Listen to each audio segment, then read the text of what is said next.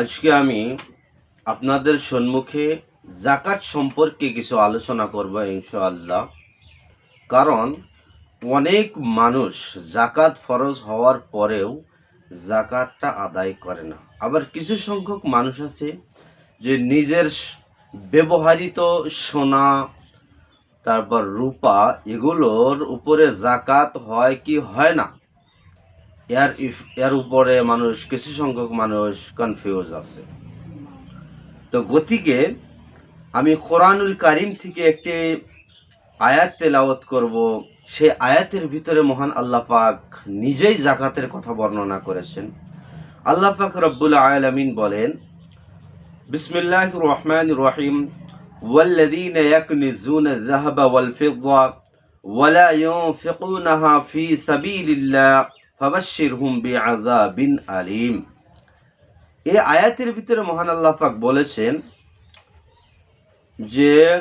যে ব্যক্তি সোনা এবং রূপা জমা করে রেখেছে এবং সেই সোনা রূপার ভিতর থেকে আল্লাহর রাস্তায় খরচ করে নাই, তাহলে তোমরা শুনে রাখো যে তাদের জন্য একটি নির্ধারিত একটা শাস্তি রয়েছে। তো মাহতারাম দোস্ত বুজুর্গ, এর দ্বারা বোঝা যায় যে আমরা যদি সোনা রূপা জমা করে রাখি, তার ভিতর থেকে যদি আমরা জাকাত আদায় না করি, তাহলে আমাদের জন্য কি আছে, বহুত ভয়ানক একটি শাস্তি রয়েছে।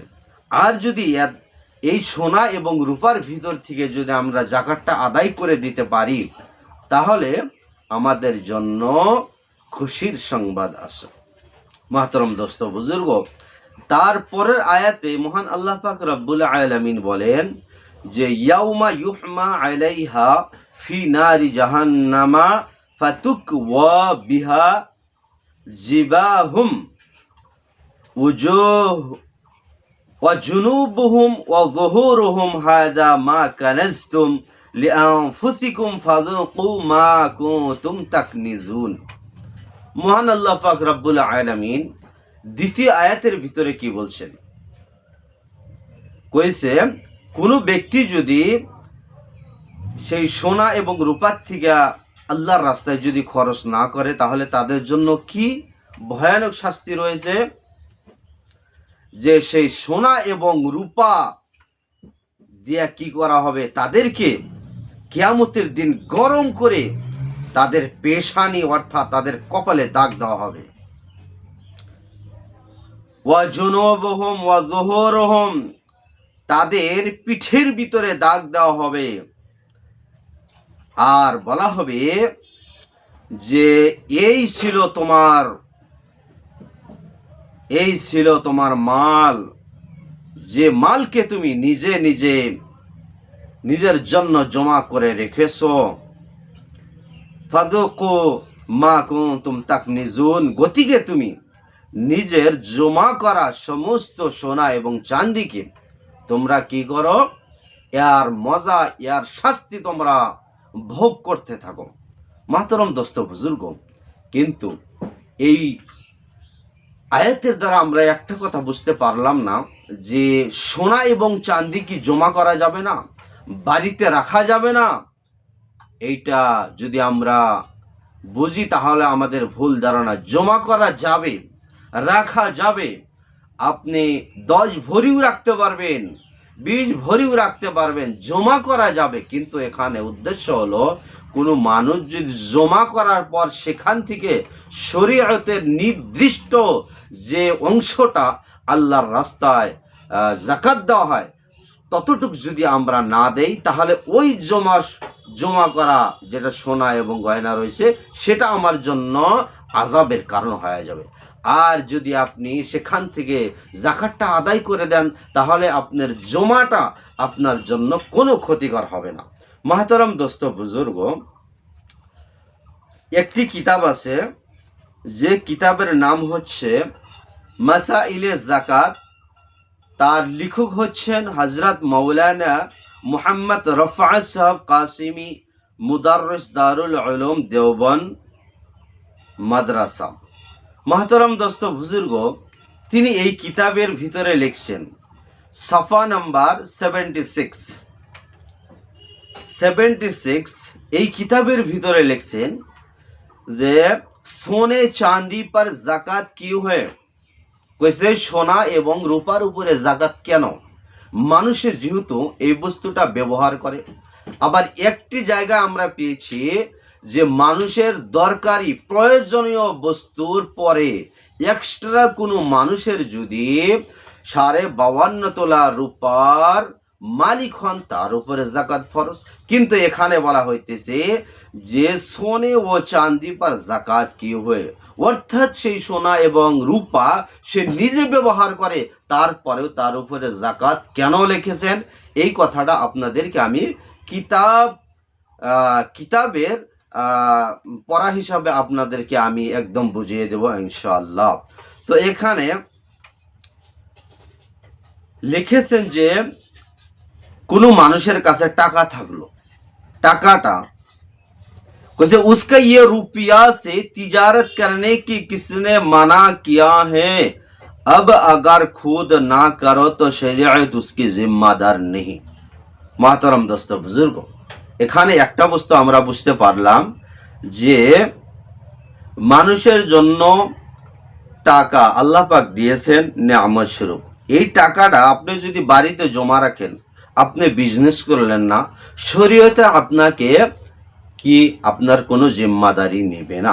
গতিকে সেই টাকার থেকে আপনার কি করতে হবে, জাকাত আদায় করতে হবে। তারপরে বলছেন যে ইসি তরহ চাঁদি সোনা জেওর কে লিয়ে আসল খিলকত হে ও থমন হে यानी রুপিয়া, অর্থাৎ সোনা চাঁদি এর সৃষ্টিটাই হচ্ছে, সে বস্তুটা হচ্ছে টাকা পয়সা। जो तिजारत के लिए पैदा हुआ है। मोहतरम दोस्तों बुजुर्ग, बहुत বোঝার দরকার আছে যে সোনা চাঁদি এই বস্তুটা মহান আল্লাহ পাক মানুষের বিজনেসের জন্য বানিয়েছেন, কিন্তু তারপরে বলছেন যে তুমনে খুদ আপনি খুশি সে বানায়া হো, আর আমরা সকলে কি করছি, সেই সোনা এবং রূপাটা নিজের ব্যবহারের জন্য আমরা বানিয়েছি। আল্লাহ পাক কিসের জন্য বানিয়েছেন? মানুষের বিজনেসের জন্য। আর আমরা সেটা বিজনেসের কারণে ব্যবহার না করে সেটা আমরা নিজের গহনা হিসাবে আমরা বানাইয়া রাখছি। তো মাহতারাম দোস্ত বুজুর্গ, শরীয়ত উসকি জিম্মাদার নিয়ে, শরীয়ত সেই সোনা গহনার আপনার এই কাজের কোনো জিম্মাদারি নেবেন না। जब तुम चाहो उससे सिक्का रुपये बदल कर तिजारत कर सकते हो। আপনি যখনই ইচ্ছা আপনি সেই সোনা গহনা এটার বদলায় আপনি পয়সা নিয়ে আপনি বিজনেস করতে পারেন। और जिससे वो अपनी ज़कात का खुद कफील व मुहतमिल हो सकता है, আর যার কারণে ও নিজেই কি করতে পারবে, জাকাতের জিম্মাদারি সে নিজেই উঠাইতে পারে।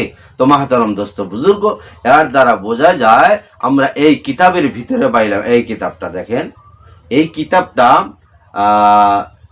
22 জিলদে লিখেছেন। কয় জিলদে? 22টা জিলদ আছে। হযরত মাওলানা রফাত আল কাসিমি সাহেব দামাত বরকাতুহুম, তেনার হায়াতে আল্লাহ পাক বরকত দান করুক, এই কিতাবের ভিতরে একদম বহুত কোরআন এবং হাদিস মানে সহ এখানে এই মশলাগুলো লিখেছেন। সকলেই বিশ্বাস করবেন ইনশাআল্লাহ। এর দ্বারা বোঝা গেল যে আমরা সোনা এবং গয়না যেগুলো আমরা কি করি, ব্যবহার করি, সেটা আমাদের জাকাত দেওয়ার দরকার আছে। মাহতারাম দোস্ত বুজুর্গ, এর ভিতরে আর একটা কথা আছে, কিতাবের ভিতরে আছে যে 7.5 ভরি সোনা এবং 52.5 তোলা রূপার মালিক যখন হবে তখন তার উপরে জাকাতটা ফরজ হয়ে যায়। মাহতারাম দোস্ত বুজুর্গ, এখানে একটা কথা বহুত বোঝা দরকার। কিছু সংখ্যক মানুষে বলে যে আমার তো 7.5 ভরি সোনা নাই, আমার আছে 3 ভরি 4 ভরি 5 ভরি, তাহলে কি আমার উপরে জাকাতটা ফরজ হবে?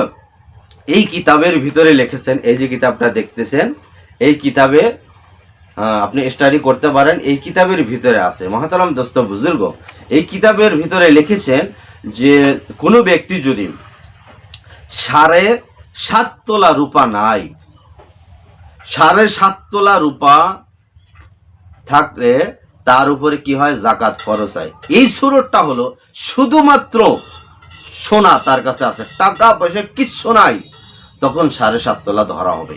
এখন আপনার কাছে 2 ভরি 3 ভরি 4 ভরি আছে মাহতারাম দোস্ত বুজুর্গ, তখন আমরা কি করব, যখন 2 ভরি আছে আমার উপরে তো জাকাত ফরজ নয়, ওই যে আমরা জানছি যে 7.5 তোলা হইতে হবে, কিন্তু 2 ভরি আছে আমার উপরে জাকাত ফরজ নাই। হ্যাঁ, এই সময় আর একটা কথা খেয়াল রাখতে হবে যে আপনার কাছে কিছু রূপা আছে কিনা।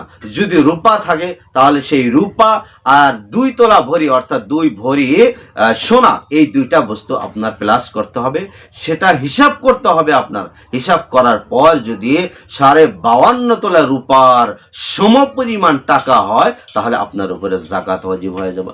ইয়া তো আপনার কাছে 1 ভরি সোনা আছে, ব্যবহার করেন সেটা। মহতারাম দোস্ত বুজুর্গ, আপনার কাছে রূপা নাই, তারপরে কিছু টাকা আছে, তাহলে টাকার সাথে সেটাও আপনাকে কি করতে হবে, হিসাব করতে হবে। যদি 2টা মিলে যদি আপনার 52.5 তোলা রূপার সমপরিমাণ টাকা হয় তাহলে আপনার উপরে জাকাত ফরজ হয়ে যাবে। ইয়া তো আপনার কাছে আধা ভরি সোনা আছে, আপনার উপরে তো জাকাত নাই, তারপরে দেখতে হবে আপনার কাছে আর বাহিরে, প্রয়োজনের বাহিরে আর কি কি বস্তু আছে। মহতরম দোস্ত বুজুর্গ, আপনার কাছে আধা ভরি সোনা থাকার পর তারপরে দেখতেছেন আপনার কাছে রূপা নাই, টাকাও নাই, কিন্তু আপনার কাছে আছে কি, দোকানের অনেকগুলো সামান আছে, তিজারতি মাল, যেগুলো আপনি বেচার জন্য আপনি কিনেছেন। মহতরম দোস্ত বুজুর্গ, তখন এই আধা ভরি সোনা আর আপনার দোকানের সমস্ত যেগুলো বিক্রি করবেন মাল, এই রেটটা, 2টা রেট 1 লাখ করে হিসাব করতে হবে। যদি 2টা মিলে যদি আপনার 52.5 তোলা রূপার সমপরিমাণ টাকা হয়ে যায় তাহলে আপনার উপরে জাকাত ফরজ হয়ে যাবে। মহতরম দোস্ত বুজুর্গ, এই ভিডিওগুলো আসলেতে এই জন্য করা হয় না যে মানুষের লাভের জন্য। মহতরম দোস্ত বুজুর্গ, আজকে যদি আমরা জাকাত না দেই, গরিব কি খেয়ে বাঁচবে? আর এই যে ধর্মীয় অনুষ্ঠানগুলো, আমাদের দিনের ফায়দা কিভাবে হবে? গতিকে প্রত্যেকজন মানুষের দায়িত্ব আছে, কর্তব্য আছে যে নিজের ইমানকে বাঁচানোর জন্য, নিজে গুনাহ থেকে বাঁচার জন্য আমরা সকলেই নিজের সমস্ত ধন সম্পদ টাকা পয়সাগুলো হিসাব করে আমরা আল্লাহর রাস্তায় লাগিয়ে দেব, জাকাতটা দিয়ে দেব ইনশাআল্লাহ। আল্লাহ পাক আমাদেরকে সকলকে শোনার থেকে বেশি বলার, আমল করার জন্য তৌফিক দান করুক। আমি এইখানি বলে আমি শেষ করছি। ওয়া আখিরু দাওয়ানা আনিল হামদুলিল্লাহি রাব্বিল আলামিন। আসসালামু আলাইকুম ওয়া রাহমাতুল্লাহি ওয়া বারাকাতুহু।